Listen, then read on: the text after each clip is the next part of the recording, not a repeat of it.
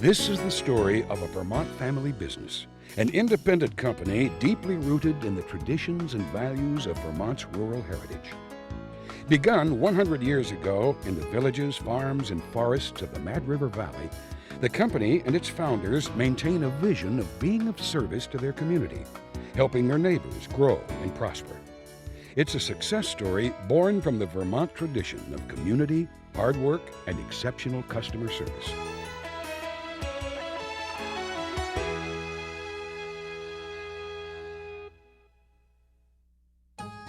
Waitsfield and Champlain Valley Telecom is a family-owned independent telephone company, bringing world-class digital telecommunications to 22 Vermont communities. Local and long-distance telephone service, broadband internet service, paging and cable television service. It's a marvel that meandering through these rural villages and farms is a digital fiber optic telecommunications network as powerful as any in the world. And in these small Vermont towns, people seeking quality of life are connecting to the network to offer exceptional Vermont products and services worldwide. The story of how local businesses have found success on the backroads of Vermont goes back 100 years. It's the story of the birth of the telephone and one tenacious Vermont family.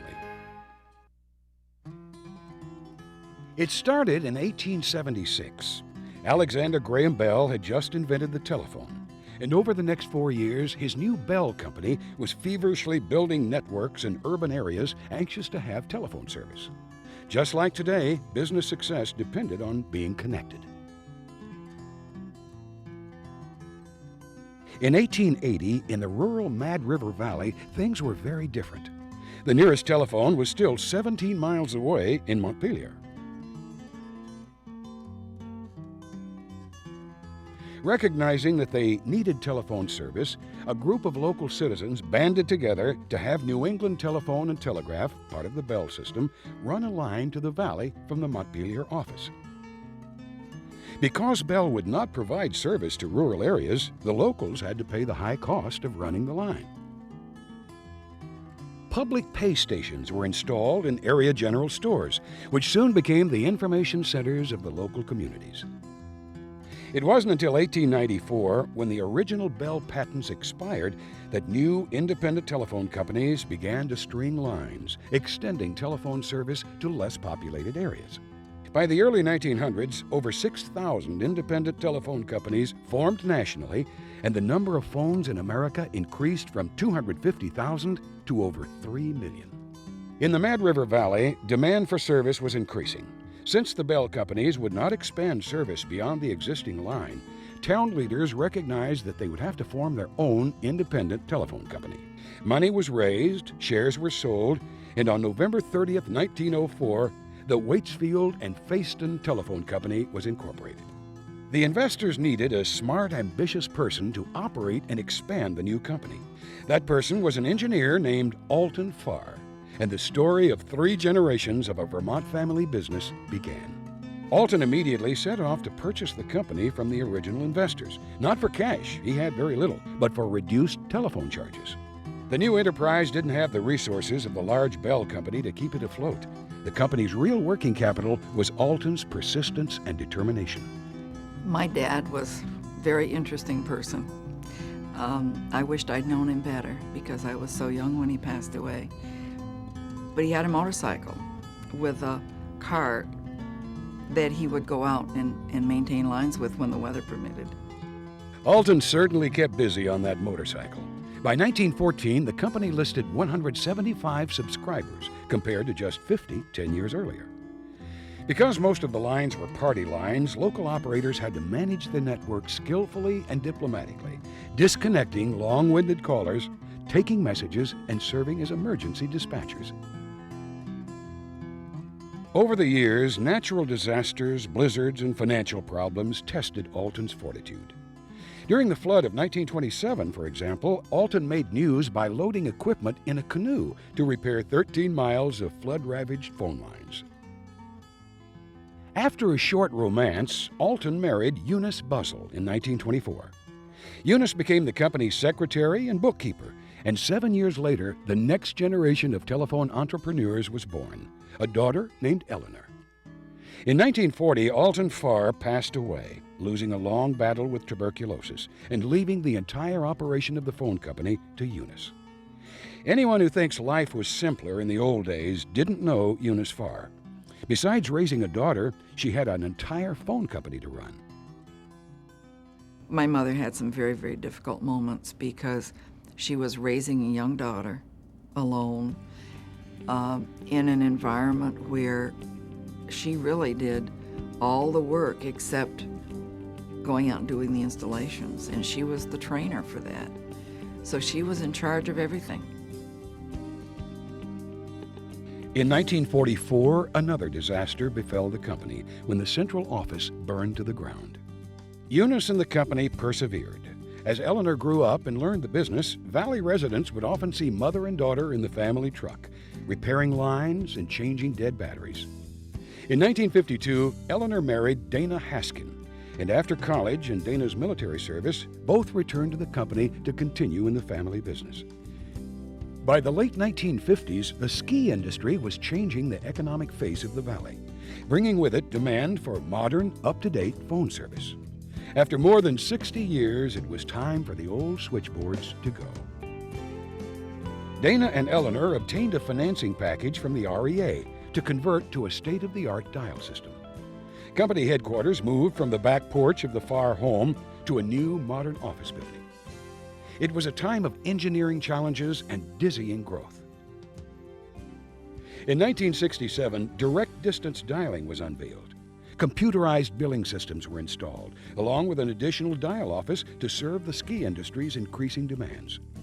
In 1968, the Waitsfield and Telephone Company became the first all-one-party system in Vermont, serving over 1,000 customers. In the early 1990s, Dana and Eleanor set out to acquire GTE's Vermont holdings across the mountain in the Champlain Valley. At that time, we tripled in size as a company. We grew from 5,000 subscribers to 20,000 subscribers pretty much overnight. And along with that came the hecticness of organizing and streamlining some of our operational processes. I've seen the company grow from 35 employees to 100 employees. One of the driving reasons for acquiring GTE was to get some economies of scale and to bring two networks together. The decision to replace the existing two switching platforms with a newer Siemens switching platform laid the foundation to roll out the high-speed DSL services that our customers are now enjoying. Green Mountain Access was launched in early 1997. It was really a result of customer demand. It was a significant investment that required multiple years in order to reach all of our remote sites. We now, remarkably, starting out with just a dial-up business where literally 100% of your customers are dial-up, we now are in a position where well over half of our customers on the internet side of our business are broadband customers, and we can reach over 98% of our customers.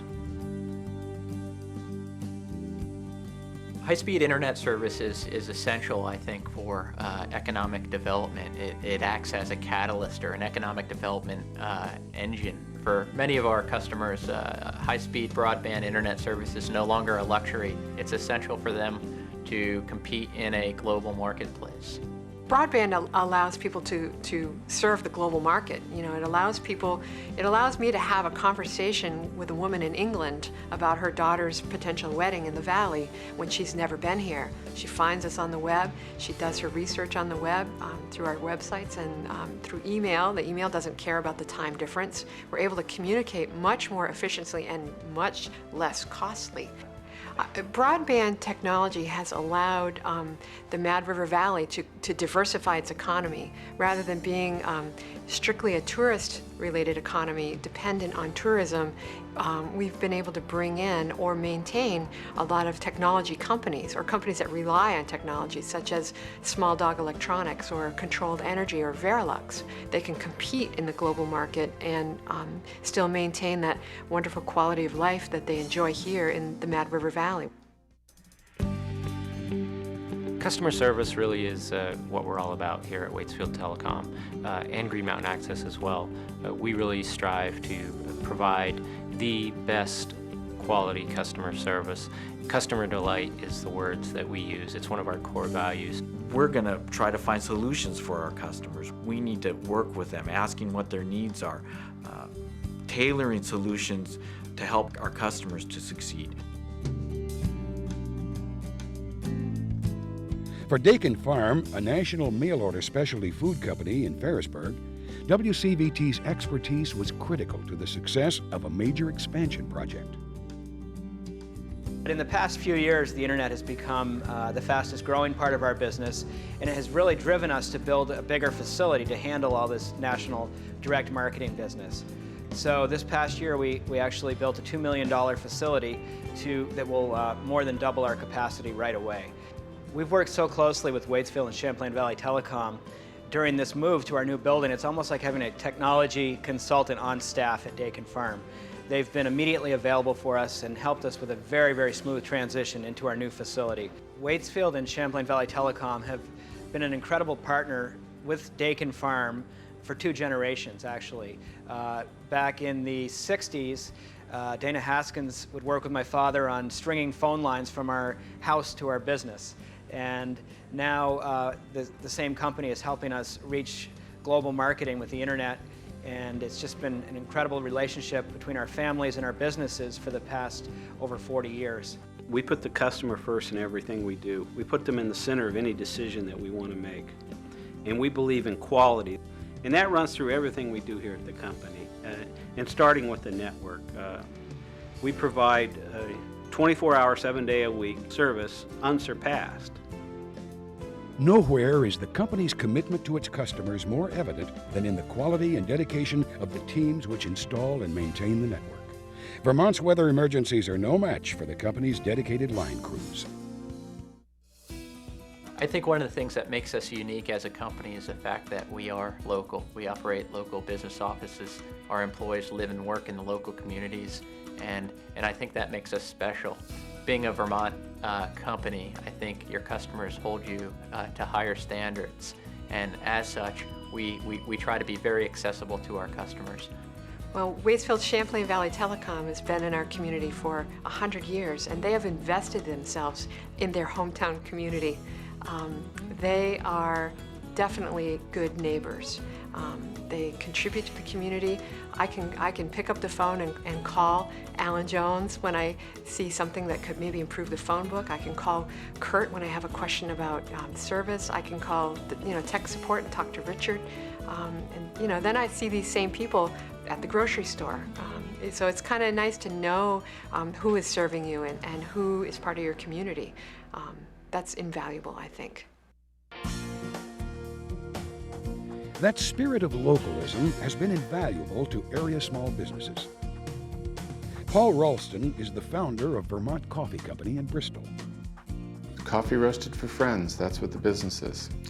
So I started this business, I think it was just early in 2000, and we were operating for no more than 2 weeks. And a guy walked in the door, introduced himself, his name is Kurt, worked for the telephone company. And I figured he was here to, check the wiring or something. But he had a photographer with him and a reporter, and he asked if he could do an interview. And he did. He did a little story, took some photographs of our little operation, and I don't know, 3 weeks later, I got my phone bill in the mail, and there was a story about us in the telephone bill, which was really incredible. And a lot of people saw that article. And again, we were just barely getting started, and we needed all the help we could get. Normally, the telephone company calls you up and they want to sell you things.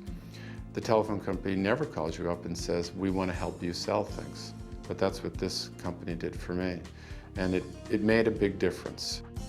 As the company grew and needed more space, there was one prerequisite in choosing a location. The very top of my list was to be in the service area of Waitsfield and Champlain Valley Telecom.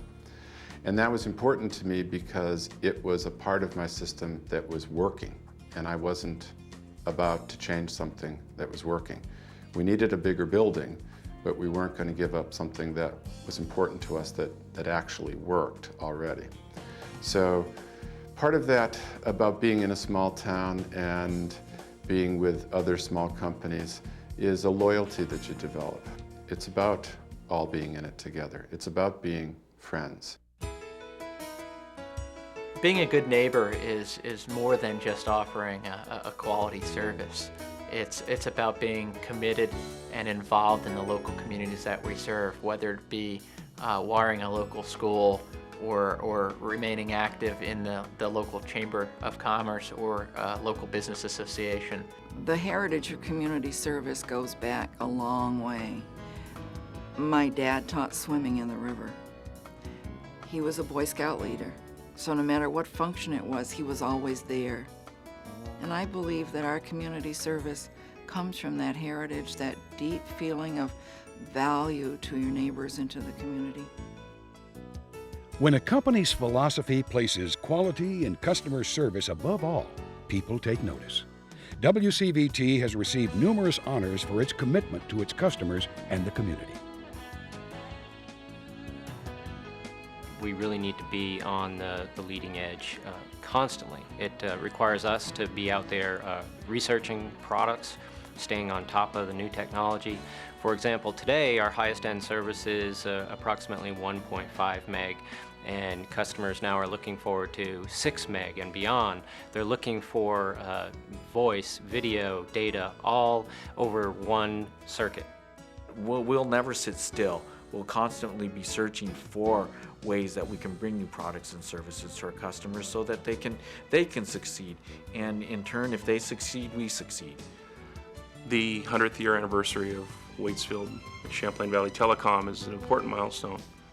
It allows us to reflect back to a time when the technology of telephones was in its infancy. A lot of hard work set against wars, depressions, floods, you name it.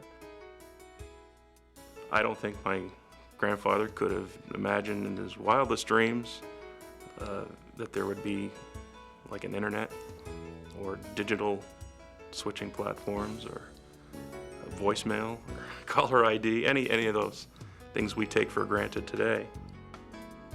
I think the feeling of family here is very, very strong.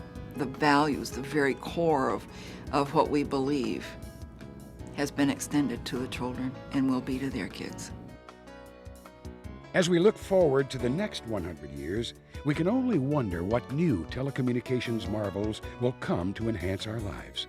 Whenever new advances develop, Waitsfield and Champlain Valley Telecom will be ready with a world-class digital network, dedicated employees, and an unsurpassed commitment to each and every customer in every community they serve.